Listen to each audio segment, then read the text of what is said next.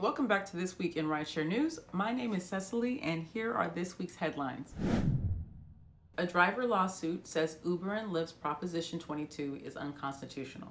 The ballot measure that's been in effect for over a month is already facing legal challenges. A labor union and a group of drivers filed a lawsuit this past Tuesday, alleging that the prop unconstitutionally limits California's power to protect the rights of gig workers.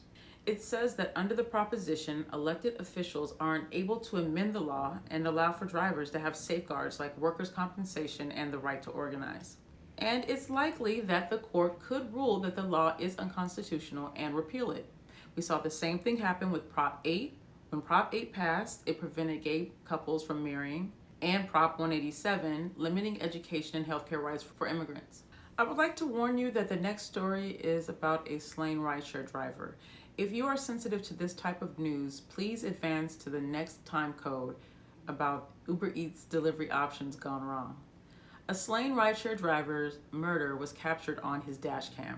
According to the police, this is what happened. Joshua Miller picked up Joshua Emmanuel Scott at 11 a.m. last Friday.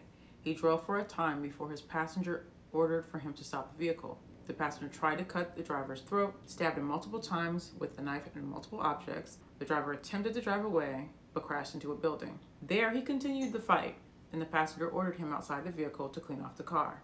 He then ran the man over several times with his own car. He then exited the vehicle and hit the driver over and over again. A witness asked what happened, and the passenger stated that he had just walked up on the scene, and he actually demanded that the witness open the gate nearby, to which they refused, and the passenger jumped in Miller's car and drove away. I'm happy to report that Joshua Emmanuel Scott is in custody. He was identified clearly on the DashCam. I send my deepest condolences to the Miller's family, and I share this story as a means to bring awareness to drivers. This ride started at 11 a.m. He picked up his passenger from his job. So you never can be too careful in judging a situation, where you're picking people up from, what time of day. Not to say that this could be avoided. I mean, who would even think something like this could happen? But I think we all can learn something from this, and I hope that the family finds the peace that they need and deserve, as this young man did not deserve this at all.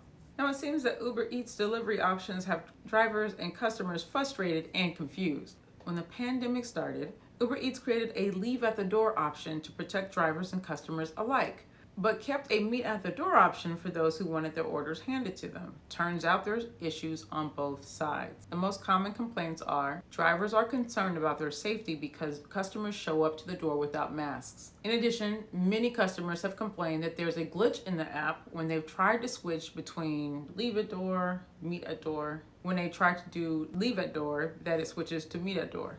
So after doing research on this issue, I found that most drivers didn't like the meet at door option to begin with, because customers wouldn't meet them with masks and things like that. Now, most people don't wear masks at home, and I get it. The transaction is pretty quick and you don't really even think about it. But do you believe that Uber Eats and other food delivery companies should institute a mask policy for customers? What are your thoughts? Let me know what they are and why.